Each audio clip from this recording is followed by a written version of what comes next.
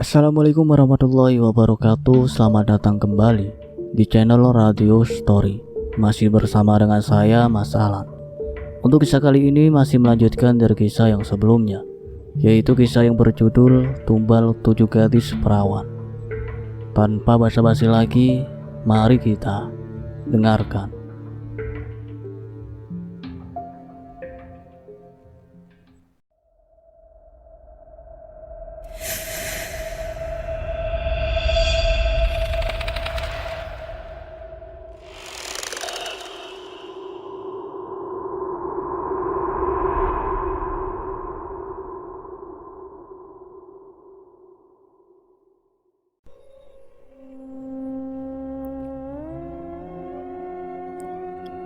Rika jadi sering datang ke toko milik Ardian.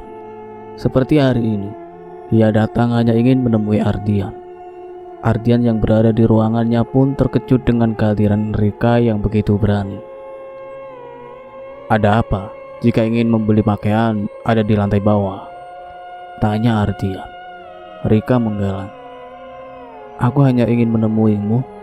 Aku merindukanmu sejak kita bertemu tanpa disengaja waktu itu." Ardian tersenyum. Korban berikutnya sudah datang dengan sendirinya. Semua itu karena pesona Ardian dengan ilmu pengasihnya. "Kalau begitu, kamu mau menikah denganku?" tanya Ardian. Tanpa ragu, Rika mengangguk. Rika seorang mahasiswa kedokteran tahun kedua. Kedua orang tuanya sibuk dengan bisnis mereka di luar negeri. Rika tinggal bersama pelayan mereka di rumah. Ardian pun mengajak Rika untuk menikah. Tanpa menolak, mereka pun langsung pergi ke kantor urusan agama. Hanya menunggu beberapa jam untuk mengurus semuanya. Akhirnya keduanya pun menikah. Ardian meminta pelayan di rumahnya untuk cuti beberapa hari dan mentransfer sejumlah uang untuk ongkos mereka. Tentu saja keduanya merasa senang karena akan bertemu dengan anak-anak mereka. Hari ini juga mereka pulang ke kampungnya masing-masing. "Apa orang tuamu ada di sini?" tanya Ardian. "Kedua orang tuaku sibuk di luar negeri," jawab Rika. Rika belum pernah pacaran, namun setelah melihat Ardian, dia langsung tertarik dan mau saja diajak nikah. "Nanti kamu tinggal bersamaku," pinta Ardian. "Pakaianku gimana?" tanya Rika. "Gampanglah, pilih saja sesukamu dan gunakan ini," jawab Ardian sambil menyerahkan kartu miliknya. Tidak ada yang tahu tentang pernikahan mereka, hanya kantor urusan agama saja yang tahu tentang ini. Para pegawai Ardian tidak ada yang peduli dengan urusan bos mereka. Yang penting mereka bekerja dan dibayar. Dan masalah lain, mereka tidak ingin ambil pusing. Melayani pelanggan saja mereka sudah pusing, apalagi ngurusin urusan orang lain. Rika pun memilih beberapa pakaian bagus untuknya dan kemudian membayarnya. Ia seakan lupa akan dirinya sendiri. Kemudian ia kembali ke ruangan tempat Ardian berada. Sore hari mereka pun pulang bersama. "Mobilku gimana?"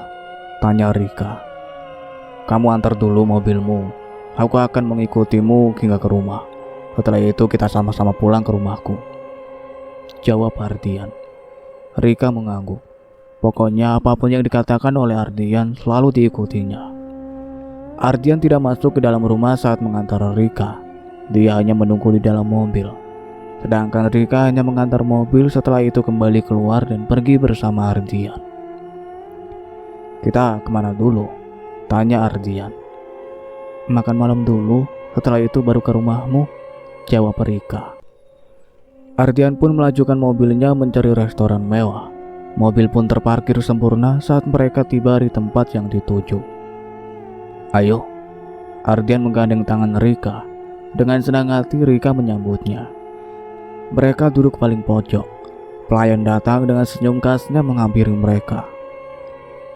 "Restoran kami menyediakan makanan istimewa untuk pasangan yang datang. Kebetulan Anda adalah pasangan yang ke-10, jadi berkesempatan untuk mendapatkan makanan istimewa tersebut," ucap pelayan sambil memberikan buku menu. Apa makanan istimewanya?" tanya Rika. "Nona dan Tuan bisa pilih di buku menu. dan akan mendapatkan diskon untuk makanan tersebut sebanyak apapun tuan dan nona memesan.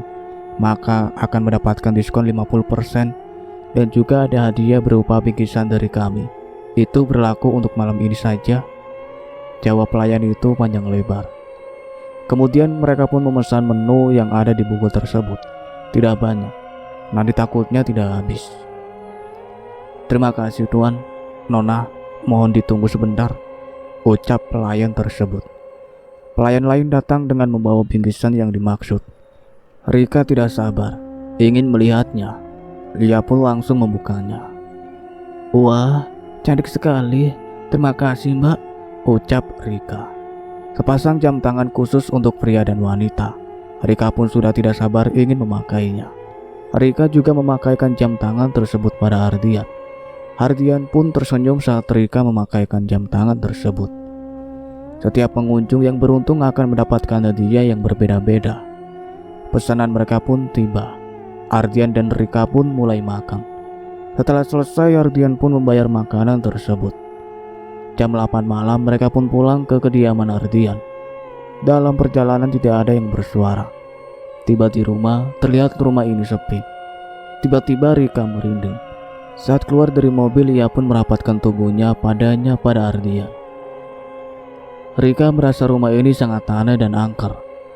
Namun Ardian meyakinkan jika ada dirinya, agar Rika tidak takut. Kok sepi? Tanya Rika saat Ardian menghidupkan lampu. Pembantuku pulang kampung karena ada urusan mendadak, jawab Ardian. Rika percaya saja dengan perkataan Ardian dan terus menempel ke Ardian. Ardian membawa Rika ke kamarnya dan menyuruh Rika untuk mandi terlebih dahulu, sementara Ardian pergi ke ruang bawah tanah. Saat mandi, Rika mendengar suara di dalam kamar mandi tersebut. Rika menoleh ke segala arah, namun tidak ada siapa-siapa. Pergi sejauh mungkin jika ingin selamat, ucap suara itu. Siapa kamu? Dengan ketakutan Rika bertanya. Pergilah jika ingin selamat. Suara itu berulang-ulang mengucapkan kalimat tersebut. Namun Rika yang masih dalam pengaruh ilmu pengasih tentu tidak menghiraukan perkataan suara itu. Setelah selesai mandi dan berganti pakaian lengkap, Rika pun mengeluarkan tasbih pemberian kakeknya. Jika ada yang mengganggu seperti makhluk halus, keluarkan ini. Ini sudah diberi pelindung dari makhluk halus. Pesan tersebut selalu diingat oleh Rika. Dan benar saja, tasbih tersebut bercahaya putih. Seketika Rika tersadar dan pengaruh ilmu pengasih pun hilang. Kok aku di sini? Ini di mana? Batinnya. Rika seolah baru tersadar dari mimpi. Ia pun keluar dari kamar dengan membawa tas miliknya. Kemudian segera pergi dari rumah itu. Rika terpaksa memanjat pagar karena terkunci. Akhirnya Rika pun keluar dan berlari menjauh dari rumah tersebut. Ia tidak tahu berada di mana. Jadi ia hanya menggunakan penunjuk arah di ponselnya. Sudah berapa ratus meter Rika berlari. Akhirnya ia berhenti karena nafasnya ngos-ngosan. Di mana ini? Mengapa aku bisa ada di sini? Gumamnya. Rika seperti tidak sadar jika dia sudah mengikuti Ardian, bahkan sudah menikah. Rika terus berjalan menyusuri jalan sepi. Akhirnya ia pun tiba di jalan raya. Rika melambaikan tangannya pada kendaraan yang lewat, namun tidak ada satupun yang berhenti. Akhirnya Rika pun menelepon taksi untuk kembali ke rumahnya. Rika teringat dengan suara tadi yang menyuruhnya pergi sejauh mungkin. Sementara Ardian baru keluar dari ruang bawah tanah. Ia langsung ke kamarnya untuk mandi. Namun saat masuk ia tidak mendapati Rika di kamar itu. Ardian mencari-cari namun tidak ketemu. Pakaian Rika masih tergeletak di tempat tidur. Juga pakaian yang ia ambil di toko tadi. Ardian kembali mencari Rika di kamar lain. Karena tidak ketemu, Ardian mencarinya ke dapur dan sekitar rumah tersebut. Kemana dia? Tanya Ardian pada dirinya sendiri. Ardian berlari keluar dan mencari di semua tempat di rumah ini. Namun Rika tidak ketemu juga. Ardian ke pagar rumah. Ternyata masih terkunci dari dalam. Ardian berlari ke mobil. Ia ingin mencari keluar. Ardian mengendari mobilnya pelan dan pandangannya ke kiri dan kanan.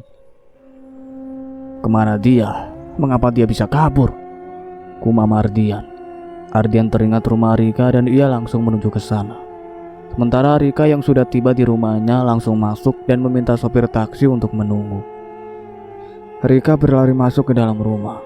Beruntung rumahnya belum dikunci oleh ART, jadi Rika bisa masuk. Ia berlari seperti orang ketakutan menaiki tangga menuju kamarnya. Rika mengambil koper dan memasukkan pakaiannya seperlunya. Tidak lupa paspor dan identitas lainnya. Setelah merasa cukup, Rika pun berpamitan kepada ART jika dia ada urusan mendadak. ART yang tidak tahu apa-apa hanya mengiyakan saja. Rika memesan tiket pesawat lewat online. Jalan pak, ke bandara, pindah Rika. Baik nona, jawab sopir taksi tersebut. Namun baru saja mobil taksi yang Rika tumpangi, mobil Ardian pun tiba di depan rumah Rika. Ardian menekan bel yang ada di gerbang tersebut. Seorang penjaga gerbang keluar. Mencari siapa tuan? Tanya penjaga tersebut.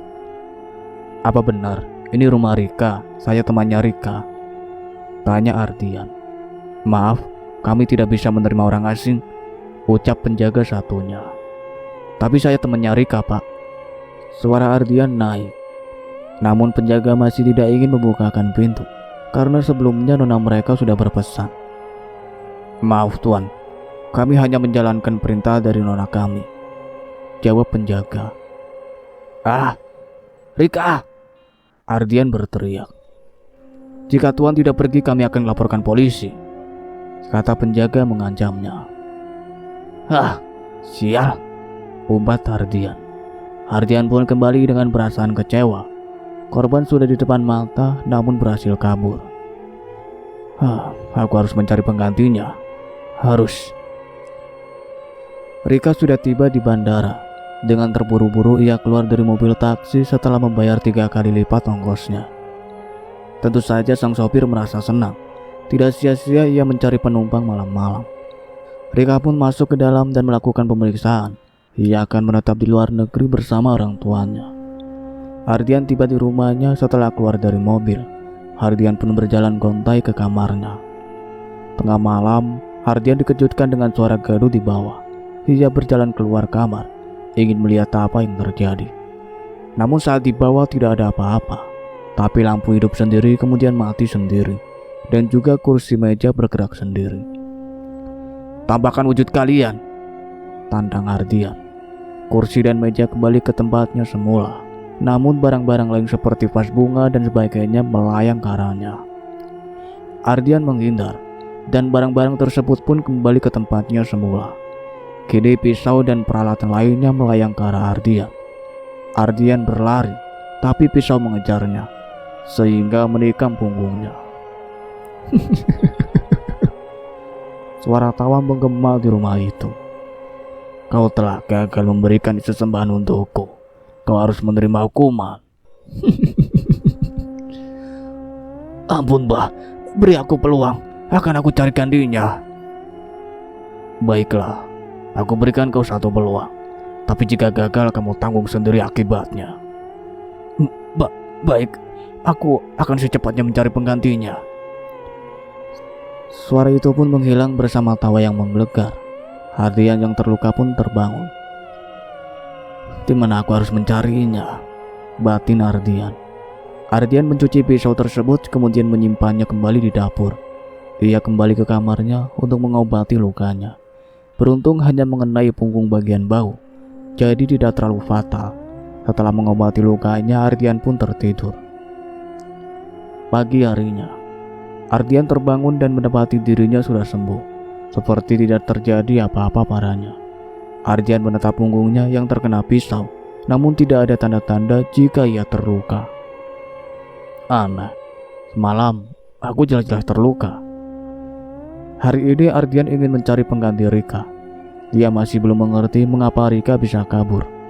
Ardian kembali ke rumah Rika, namun pelayan mengatakan jika nona mereka tidak kembali sejak semalam. Pelayan mereka berbohong, semua atas perintah nona mereka. Rika tidak ingin keberadaannya diketahui. Kemana dia? Tidak mungkin Mbah Cipto marah jika dia sudah menjadi tumbal, pikir Ardian. Ardian mengendari mobilnya ke arah pedesaan karena menurutnya di desa banyak gadis perawan. "Kopi, Mas?" tanya seorang wanita parubaya saat Ardian berhenti di sebuah warung. "Iya, Bu," jawab Ardian. Ibu itu pun membuatkan secangkir kopi untuk Ardian. "Ini, Mas, silahkan." "Terima kasih, Bu," ucap Ardian. "Dari kota ya, Mas?" "Iya, Bu, mau lihat-lihat desa." Tidak berapa lama datang beberapa orang pemuda di warung tersebut. Mereka memang sering nongkrong di sini. Ardian yang duduk sendiri pun tidak berniat untuk bergabung dengan mereka. Namun Ardian tetap tersenyum ramah kepada mereka. "Maaf ya, Mas, saya layani yang lain dulu," ucap wanita itu. "Iya, Bu, silahkan," ujar Ardian. Beberapa orang pemuda bertanya kepada wanita itu. Wanita itu mengatakan tidak tahu namanya. Wanita itu hanya mengatakan jika pria itu dari kota dan ingin melihat desa. Para pemuda itu pun mengangut-mangut. "Gabung sini, Mas," ucap salah satu dari pemuda itu. Ardian tersenyum lalu mengangguk. Kemudian ia bangkit berpindah ke tempat pemuda tersebut. "Kenalkan, namaku Jaya dan mereka bertiga temanku," ucap Jaya. "Saya Ardian," jawab Ardian sambil berjabat tangan. Mereka pun memperkenalkan diri satu persatu. Ardian yang mudah akrab dengan orang lain pun jadi nyambung dengan obrolan mereka. Mereka bertanya tujuan Ardian kemari, namun Ardian menjawab hanya untuk jalan-jalan menikmati keindahan desa. Mereka percaya saja. Ditambah lagi kopi mereka dibayari oleh Ardian, membuat mereka semakin senang dengan Ardian. "Nambah lagi, Putih," ucap Jaya. Wanita itu mengangguk sambil tersenyum. Ardian tidak masalah, uangnya banyak. Lagi pula hanya kopi saja dengan gorengan. Tidak berapa lama datang beberapa orang gadis ke tempat ini. Salah satunya anak pemilik warung ini. Saat melihat Ardian, anak wanita itu langsung tertarik dan tersipu malu. Ardian hanya tersenyum melihatnya. "Mas orang kota ya?"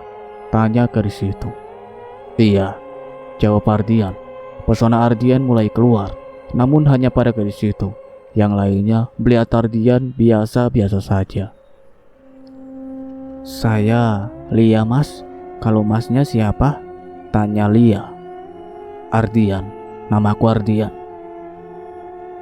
Teman Lia heran. Padahal Lia paling sulit jika didekati para lelaki di desanya. Namun kali ini mereka seakan tidak percaya. Mereka berbisik-bisik karena tidak biasanya Lia menggoda cowok duluan. Biasanya dia akan marah jika ada yang menggodanya. "Lia, nggak salah kamu?" tanya Erna. "Tampan kan?" jawab Lia nggak nyambung. "Ada apa dengan Lia?" tanya Putri dengan heran. "Nggak tahu, ketempelan deh kayaknya," jawab Erna. Lia tidak peduli dengan omongan mereka. Lia hanya senang memandang wajah Ardian yang menurutnya sangat tampan. Hari-hari berlalu, Ardian akhirnya berhasil menikahi Lia. Meskipun dengan cara sederhana, namun sangat menyenangkan bagi Lia. Lia pun diboyong oleh Ardian ke kota. Lia begitu senang tanpa tahu jika bencana besar sedang mengintainya. "Masuklah," pindah Ardian sambil membuka pintu mobil. Setelah berpamitan kepada kedua orang tuanya dan juga sahabatnya, Lia dan Ardian pun meninggalkan desa tersebut. "Mengapa kalian begitu mudah mempercayai orang asing?" tanya salah satu warga. "Karena kami yakin jika pria itu orang baik dan juga kaya," jawab ayahnya Lia. "Karena mereka sudah diberi uang yang begitu banyak oleh Ardian, jadi orang jahat sekalipun akan mereka anggap baik. Lagi pula, selama beberapa hari Ardian di sini tidak menunjukkan apapun tanda dia orang jahat. Terserah kalian sajalah, tapi jangan menyesal jika sesuatu terjadi pada anak kalian," ucap orang itu. Karena orang itu melihat ada aura negatif pada diri Ardian. Namun orang itu tidak tahu apa. Ia hanya merasakan aura negatif pada Ardian. "Bang, mengapa abang mau menikah denganku?" tanya Lia. "Kenapa? Apa kamu menyesal?" tanya Ardian balik. "Tidak," Lia menggeleng cepat, dia takut Ardian tersinggung. Sebenarnya aku sudah tertarik sejak pertama kali melihatmu. Jadi daripada kamu ditikung pria lain, alangkah baiknya jika aku bertindak duluan melamarmu, kata Ardian. Lia sebagai gadis desa yang polos hanya tertunduk tersipu. Wajahnya merona, ia tidak berani menatap wajah Ardian karena malu. Kenapa? Kita kan sudah menjadi suami istri, jadi tidak perlu malu. Lia tidak menjawab.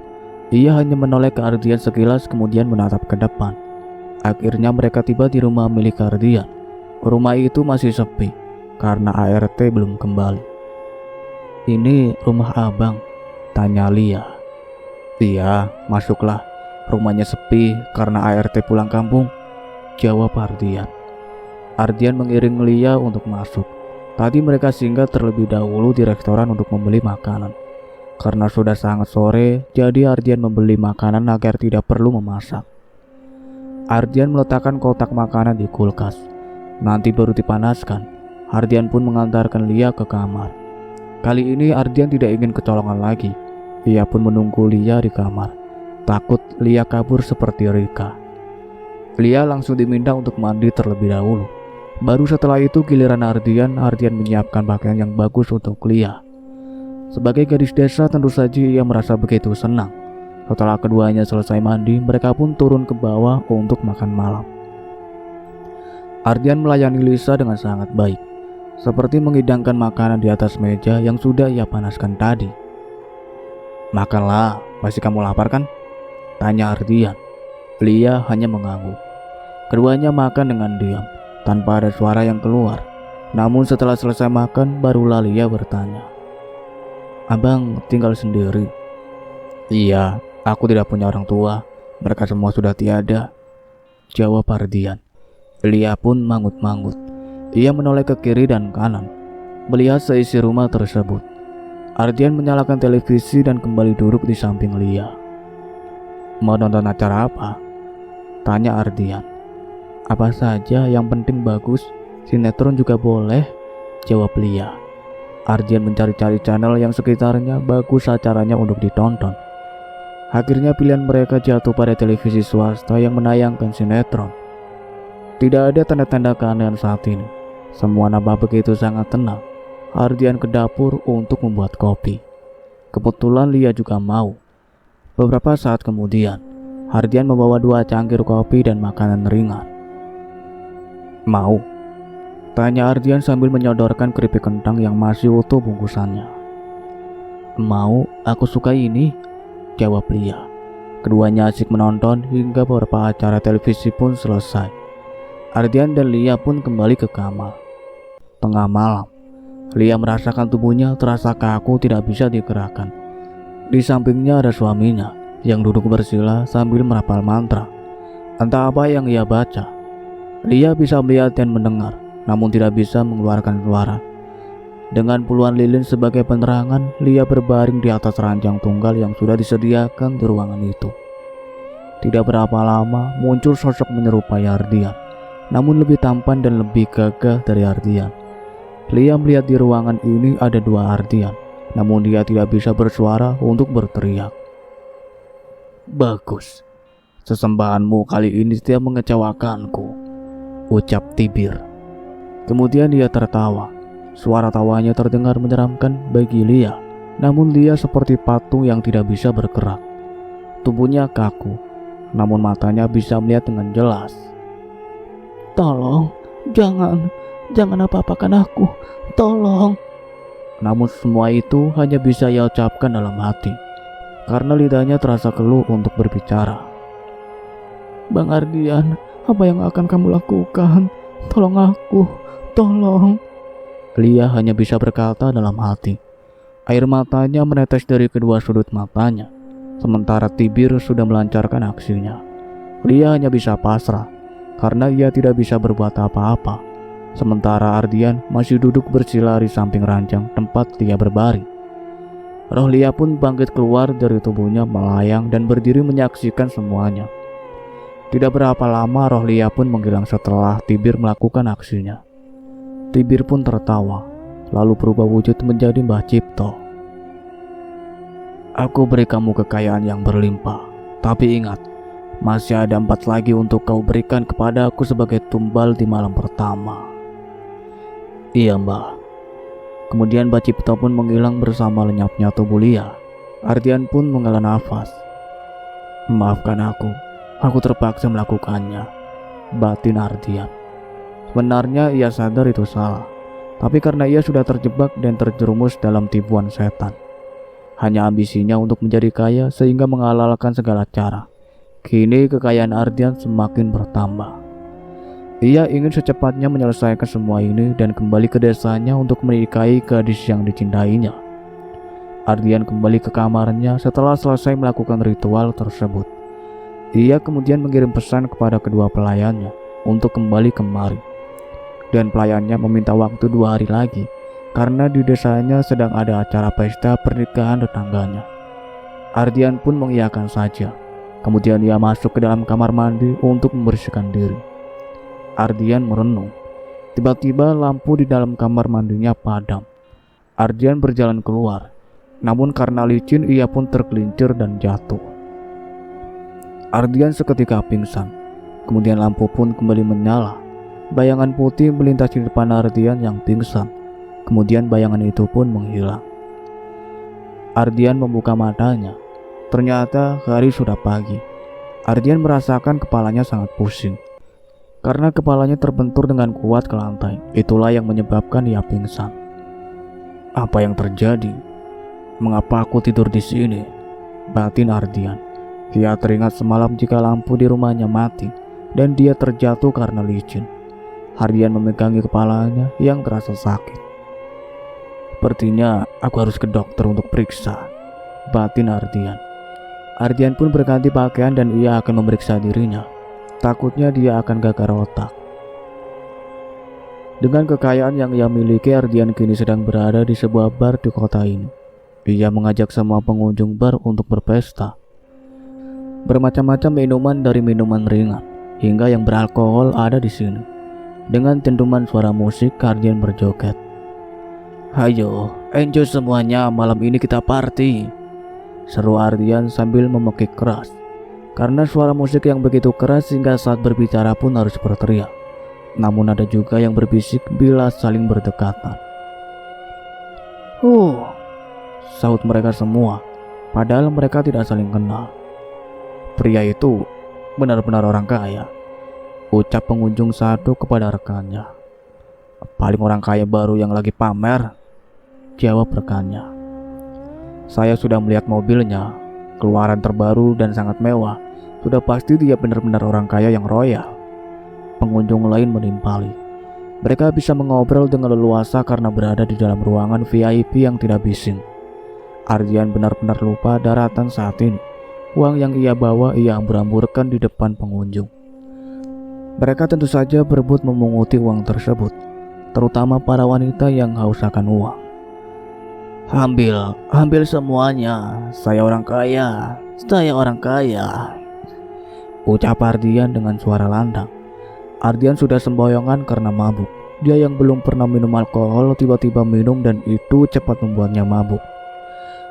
Ardian pun digotong ke kamar yang ada di bar tersebut. Karena ia sudah terlantar tidak berdaya, Ardian muntah dan mulutnya berbau alkohol. Setelah ia diantar oleh petugas ke dalam, Ardian kemudian ditinggal begitu saja. Dalam keadaan mabuk, dia meracau sendiri di dalam kamar tersebut memanggil nama Marisa. Marisa, aku mencintaimu. Tunggu aku sudah kaya sekarang. Aku akan buat ayahmu berlutut di depanku, ucapnya. Kemudian ia pun tertidur dalam keadaan mabuk. Angin berembus kencang menerpa dirinya. Saat ini ia berjalan di dalam kegelapan. Ia ingin menuju cahaya di depannya. Namun sudah begitu jauh berjalan, ia tidak kunjung sampai ke arah cahaya itu. Bang, kamu kejam, tegas sekali padaku. Siapa kamu? Jangan ganggu aku. Aku tidak kenal kamu, teriak Ardian. Bang, apa kamu lupa aku? Ardian menoleh ke belakang karena suara itu berasal dari belakang. Sisi, kamu? Tanya Ardian. Ardian mendekat namun tangannya ditarik oleh seseorang. Ardian menoleh. Dinda, kamu? Iya, aku Dinda istrimu, Bang. Aku akan membawamu untuk ikut denganku. Kita akan hidup bersama. Bang, ikut aku saja, Bang. Kita akan bersama-sama nantinya. Lia, kamu? Tidak, tidak. Kalian semua sudah mati. Tidak. Ardian menjerit sekuat-kuatnya. Kemudian ia pun terbangun. Ternyata cuma mimpi, batin Ardian. Cukup sekian ceritanya sampai di sini. Nantikan kelanjutan ceritanya. Saya akhiri. Wassalamualaikum warahmatullahi wabarakatuh.